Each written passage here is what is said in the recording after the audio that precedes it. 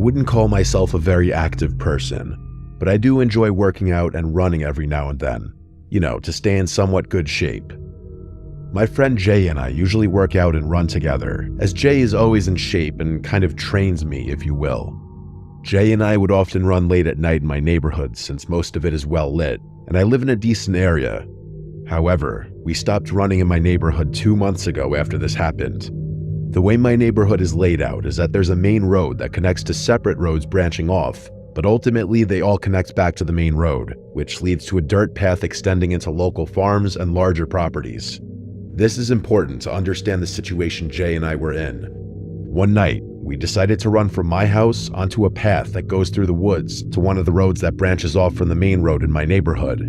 We planned to use that road to reconnect to the main road, then continue running to the dirt path before heading back to my house using the main road. I know it sounds confusing, but we took this unusual route to maximize the miles we could run, as our usual path, just running on the main road and back, was getting too easy for us. The run started as usual, with Jay and me running from my house to the path, talking about high school drama as we ran. However, we soon began to hear footsteps behind us. At first, we didn't think much of it since the path we were running on was frequently used, and we often saw other runners or people using it to cross from one area to another in the neighborhood. But as we continued, the footsteps remained behind us, mirroring our speed. When we picked up the pace and ran quickly, the footsteps followed suit. When we slowed down to a jog or walk for a moment, so did they. At this point, Jay and I were obviously a bit nervous and freaked out, but we were almost to the well-lit road. When we finally exited the path onto the road, we looked back and saw no one behind us. We both exchanged the same what the f*** look and decided it was probably just another runner trying to keep their distance from us. We continued onto the side road that led to the main road of my neighborhood and followed the main road all the way to where it turned into the dirt path. At this point, we were both still feeling good and decided to push on, running further down the dirt path. However, unlike the main road, this path had no streetlights and was lined with trees, creating an ominous atmosphere at night.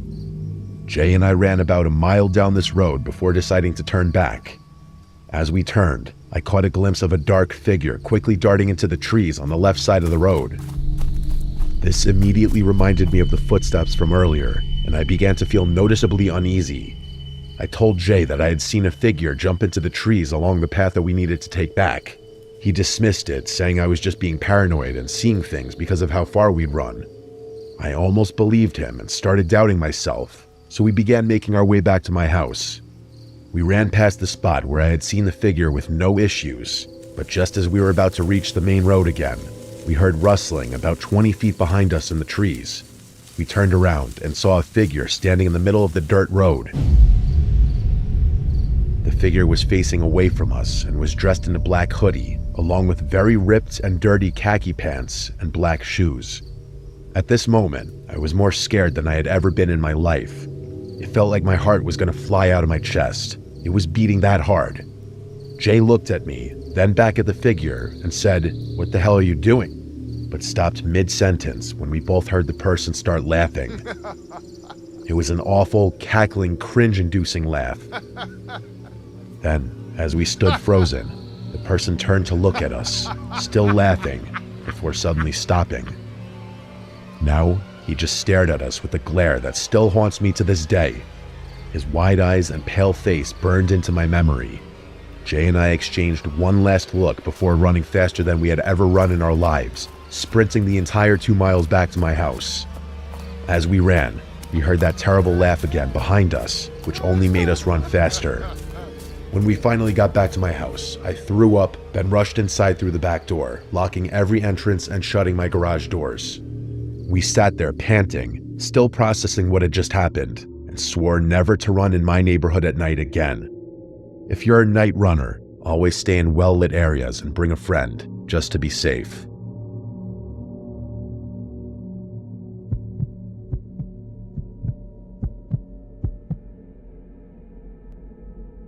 As a high school junior, I ran cross country and track, and I loved running alone. I wasn't the fastest on my team, but I had endurance and could lose myself in the rhythm of my feet hitting the ground.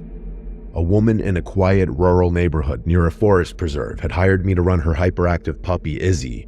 She'd pay me $10 per run. It seemed like an easy gig. Izzy needed the exercise, and I got a little extra money while training. The area had scattered houses, abandoned farms, a cemetery, and the remnants of a disbanded cult commune. My parents had always warned me about running alone in secluded areas, but I figured I was fast enough to outrun anything dangerous. That changed one evening. It was just before dusk when I took Izzy out for a longer run. The setting sun cast a deep orange glow over the treetops, but shadows stretched across the road, making everything feel darker than it should have been. The only sounds were my breathing, Izzy's panting, and the rhythmic thud of my running shoes against the pavement. Occasionally, a bird would flutter in the trees or a distant dog would bark, but otherwise it was eerily quiet. The farther I ran, the quieter it got, as if the world was slowly emptying itself of sound. About 2 miles in, we reached a stretch of road flanked by thick forest on both sides. That's when Izzy suddenly stopped. Her ears perked, and she stared into the woods, completely still. A low whimper escaped her throat. I followed her gaze. At first, I saw nothing but the dense trees, branches swaying slightly in the breeze.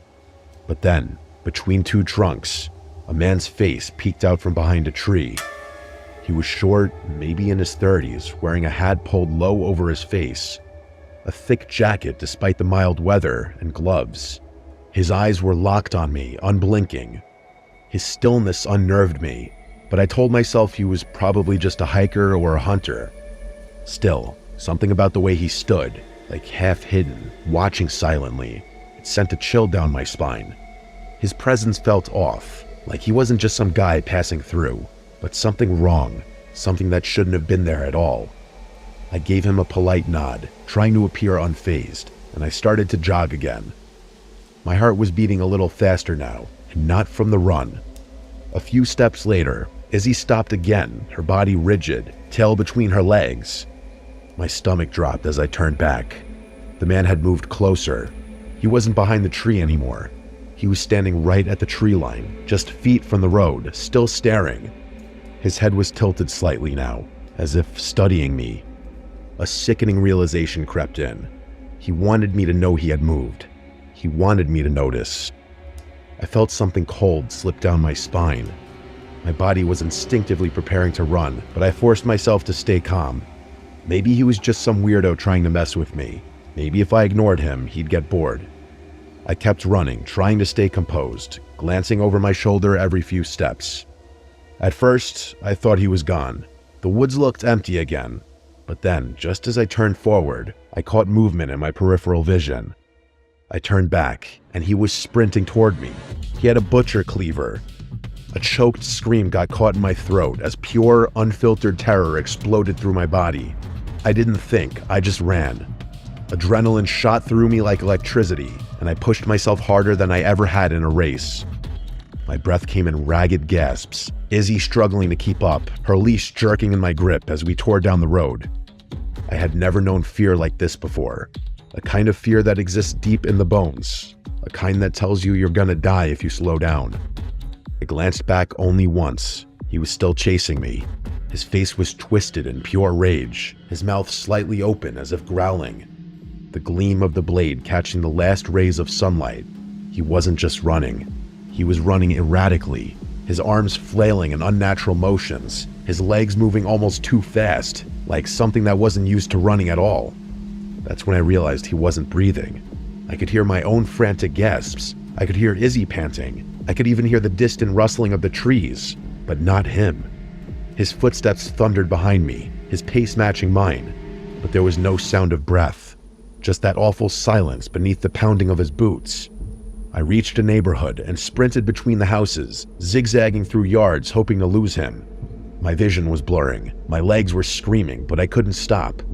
I darted behind a shed with Izzy. Finally, when I was sure we had put enough distance between us, I pressed myself against the rough wooden wall, gripping my knees, gasping for breath. Silence. I swallowed hard, my heartbeat still hammering in my ears. Slowly, I turned my head. At the top of the hill, he stood, watching. The The cleaver dangled from his hand, his chest rising and falling as if he had just stopped running too, but he wasn't chasing anymore. He was just standing there, staring. We locked eyes. His face had no emotion now, no rage, just that blank, unsettling gaze, as if he had simply lost interest. A minute passed, then another. A car's headlights appeared in the distance, beams cutting through the dark, and just like that, he turned and walked back into the woods.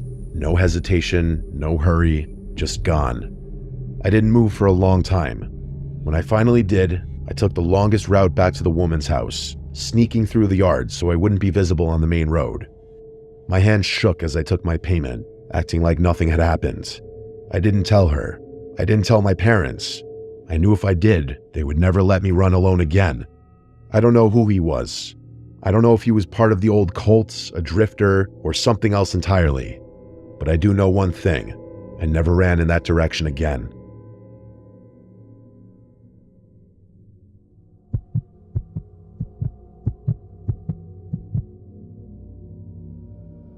This is a story spanning nearly 7 years, so I will try to be as straightforward and to the point as possible. I live in a suburban neighborhood surrounded by rural countryside. There's nothing but open fields and winding country roads around it, and it's practically impossible to get anywhere without a car. It is a very beautiful place, but very secluded. As a result, I often feel confined here, which has only gotten worse during quarantine. The first time I remember seeing something suspicious was when I was 9 years old. My little brother and I, who was 7 at the time, were taking our dogs down towards the front of our street, near the main road. We were casually talking and not paying much attention to what we were doing. Suddenly, we heard somebody call to us, "Hey, come here." A big, white SUV was parked at the start of our street, and a man was sticking his hand out the window, motioning for us to come over. I remember distinctly that it was a tall white guy with curly blonde hair. My little brother started to walk his way, but I stopped him. I'm a very paranoid person, and I'd heard all the horror stories about kids being lured into vans, never to be seen again. I led us off in the other direction, back to our house, while also keeping an eye on the guy in the car. When he saw that we were leaving, he turned his car around and drove off. Upon arriving home, I told my mom about it, but she dismissed it, saying he was probably just going to ask us for directions or something like that. It scared me a little at the time, but I didn't think much of it until now. A year later, during Halloween of 2014, another incident happened. A black sedan was apparently following trick-or-treaters down the street. When a parent approached it, it tried to run them over before driving away and out of sight. To make matters worse, the license plates appeared to have been taken off. I didn't see any of this myself, but some of the adults in the neighborhood had made a big stink about it, and I was given yet another "don't talk to strangers" lecture. People were especially sensitive about this kind of thing at the time, since the murder of Hannah Graham had recently taken place in my area. Fast forward another 4 years to summer break in 2018. Some neighbors of ours were out of town on vacation, and they asked me if I could pet sit for them while they were away. I had to go by 3 times a day to let their dog out, once in the morning around 8 a.m., once in the afternoon after lunch, and once in the evening at 9. Their house sits to the right of our neighborhood, off the main road. To get there from my house, I can go to the end of my street and take a right, or I can cut through the woods and into their backyard. Going through the woods is faster, but the brush is very dense and the trees are close together, so I usually would just go along the street. One night, wrapped up in a session of COD with my friends, I forgot to let the dog out. When I remembered, it was past 10, and I rushed over, worried that he might pee on the floor inside. It was pitch black out, and I couldn't see anything but the beam of my flashlight and the glowing stars in the sky. Luckily, the dog had been able to hold it, so I let him out as usual. After he went, I brought him back in and was prepared to leave again when I looked out the window and saw a black sedan parked next to the driveway. This made me uncomfortable since I was pretty sure it wasn't there when I first showed up at the house. There were no other houses nearby, and I knew for a fact that the owners weren't coming back for another few days. After debating what I should do for a few minutes, I finally decided to go back and cut through the woods. I did so, and got back without issue. To play it safe, I cut through the woods for the rest of my time pet sitting, but I never saw the black car again. Now, these occurrences alone would not be enough to merit a story, but it's what happened recently that really terrifies me, It makes me question whether these events might actually be connected. I run for the track team at my school, and since quarantine had prevented us from having practice, I go running every day on the roads around my house. My street isn't very long, so I often run off the main road and other connecting ones. For the first few months, everything was going fine. I would jog around for an hour, taking in the scenery and exploring the various different country lanes. But about a month ago, I was running back home on the main road when I noticed that a car seemed to be following me. I always run on the left side of the road going towards traffic. This is so that if a car comes up behind me on a blind curve or in an area with low visibility, it won't hit me from behind where I can't see. The car, coincidentally a large white SUV, was on the other side of the road, going about the same speed I was jogging. This was especially odd because there aren't many cars on that road, and you can go much faster than on a busy one. Unsure of its intentions, I turned down a small side street with a cul-de-sac at the end. It didn't follow, so I ran down to the circle and went back home. However, the next day, it followed me again. This time, I saw it sitting at the start of a driveway, and it pulled out after me once I passed it. Like the day before, it followed me for about a mile before I turned down the same street, where it promptly drove off. This continued. Every day for a 10-day period, it followed me. At first, I thought that it might be going somewhere on a schedule that just happened to coincide with my runs. To test this theory, I decided to run an hour later than I usually did. The first day I tried this, it wasn't there. The next day, though, I was disturbed to see that it was once again following right behind me. This definitely unnerved me, but I was hesitant to tell my parents because I was worried they'd forbid me from running. Furthermore, it hadn't attempted to do anything yet, so I decided I could put up with it as long as I was careful and watched it closely.